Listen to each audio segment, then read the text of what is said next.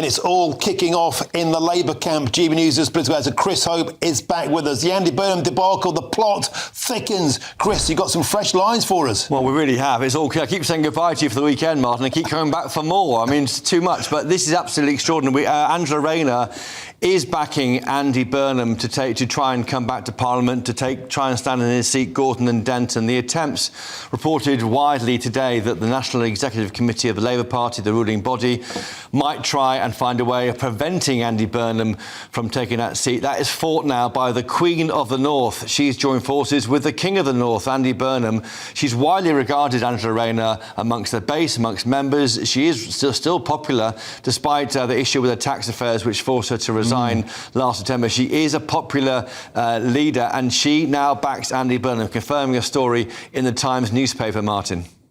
Chris Hope, naked, full front. This is a complete move against Sir Keir Starmer. Now, this is the political left aligning. Their fangs are drawn. This now, surely, is a showdown for the future of the Labour Party. The target is on Sir Keir Starmer's back. It is, but there's a long way to go to get there. Now, if we assume now that this is now Andy Burnham's seat to fight, Reform UK have something to say about that. There's some polling out today which is fascinating. It says this, that without Andy Burnham fighting it, Labour would lose.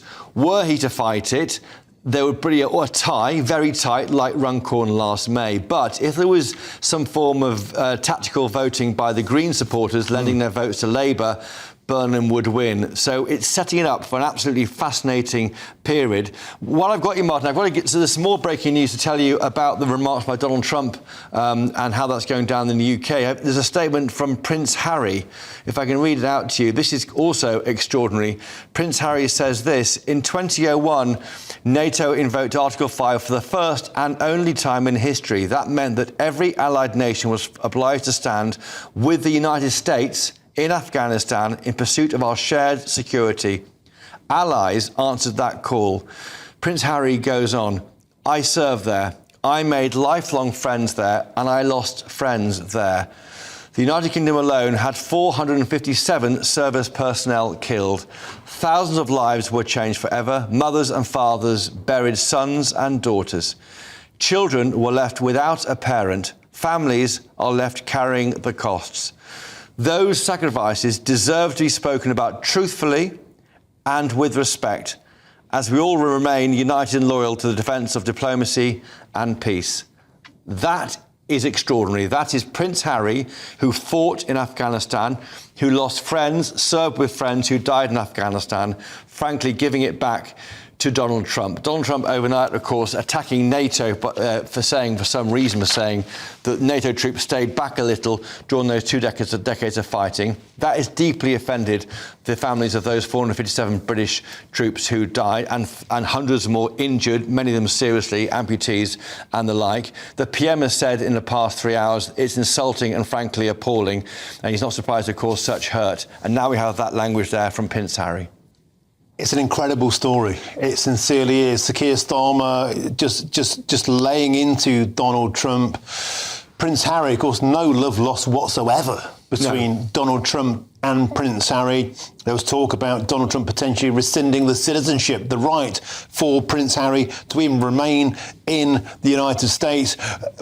This is just an incredible story, Chris. Well, but you're right. You're right, Martin. But I think Prince Harry on this issue, and maybe this issue alone, he speaks with a moral force which Donald Trump can't combat. I mean, he fought in Afghanistan.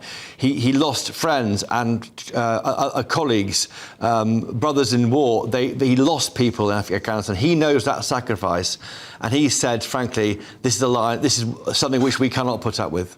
Chris, what an astonishing end to a quite incredible week. You've been superb. Your personal data could be exposed right now without you even knowing it. And if you want it removed, use incogni.com/GBnews in the description now and get 60% off an annual plan on us. Incogni reach out to the data brokers on your behalf and request that your information be deleted from their databases. And they'll keep sending removal requests to make sure your data stays gone. Sometimes your information ends up on strange, obscure websites that automated tools just can't reach. And that's why Incogni just launched their unlimited plan with a feature called custom removals. With this, you can submit any link where your personal information appears, literally paste in the URL, and their privacy team will investigate and work to get it removed. And getting started is super easy. Hit the link in the description, create an Incogni account,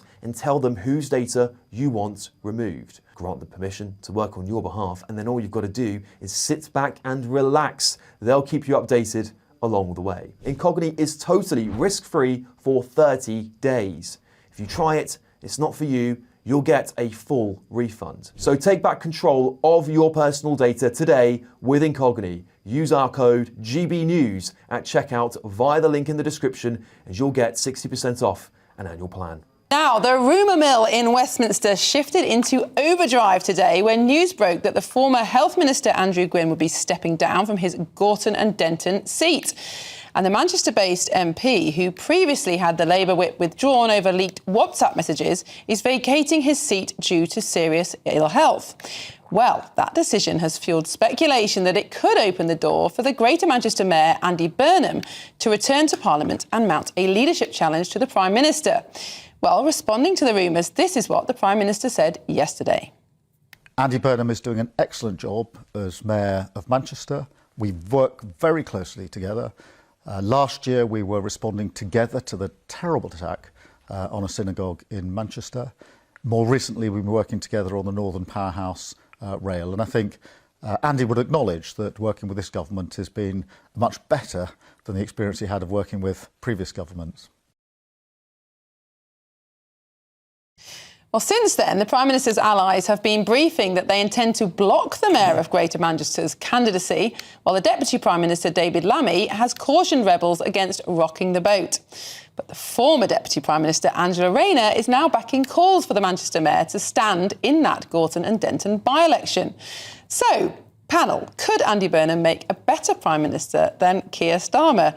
Tom, it's about time the attention was taken off the Tories and reform, wasn't it? Yeah, definitely. I mean, look, I think in answer to your question, unquestionably, Andy Burnham would be a better Prime Minister than the one that we've got at the moment. And the road is fast running out for Keir Starmer. And I think the challenge that he has got and that the Labour Party have got, or the echelons with the National Executive Committee have got, is that if you block him, it's over. If you let him run, it's over. In many respects, their best chance is to let him stand. And if he loses, it rather clips his wings. But Andy Burnham... we don't agree on a whole lot of things, but he is very personable. I think he is somebody who's got an ability to be able to relate to voters and comes across well. You only have to look at the fact that in Greater Manchester, where he's the mayor currently, he does get a very significant share of the vote from voters who in a general election would not vote Labour. And I think he has got that sort of superpower politically that could be of help to the Labour Party, much as it pains me to say. But Bill, even if he was allowed to stand and was selected and went to stand in the by-election, he might not win. I mean, the polls do show Labour winning it just, but Reform will throw everything at that. It's a great opportunity in opposition to win a seat off the government.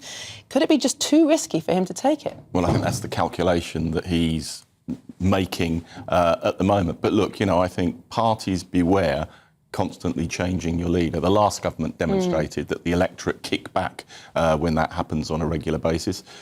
Personally, I like Andy. I worked with him in government. I'm not convinced he's leadership material, particularly because there's a lack of consistency. When I worked with him in government, he was, for want of a better phrase, an uber Blairite. He's now the leftist champion of the North.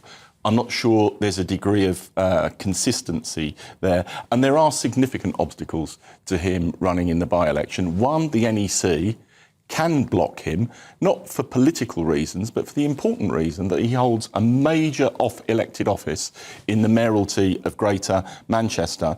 And that's just going to be thrown away, and we're then going to have a by-election for the mayor of Greater Manchester. Also, if he was selected, the by-election would be dominated by constant questioning about what's your ambition, are you going to stand against Keir Starmer, would totally divert the by-election. And as you say, Miriam, even though there's a 13,000 majority, it's by no means guaranteed that Andy or any other candidate at the moment would win it. So I don't think ultimately he will either be allowed to go for it or will try to go for it. Do you think if you were Keir Starmer, would you block Andy Burnham? Would you find a way? I think it just speeds up the Prime Minister's demise from number 10 if you block him, because there will clearly be significant numbers of people in the Labour Party who think that Andy Burnham could do a better job, more likely to help them to win their seats. And actually, when you look at candidates to potentially stand in this by-election, I think with the name recognition that he's got, as I say, with that ability to be able to reach across and to pull voters in from other political parties, he probably is the best bet that they've got to hold on to that seat. So I can see this being a bit of a nightmare weekend. But undoubtedly, what Angela Rayner has done today and coming out and endorsing him and saying he's the right person has upped the ante. I think it's very difficult to walk back from that. Perhaps a conversation was had there and the two of them have colluded that it may well be beneficial for Andy to stand.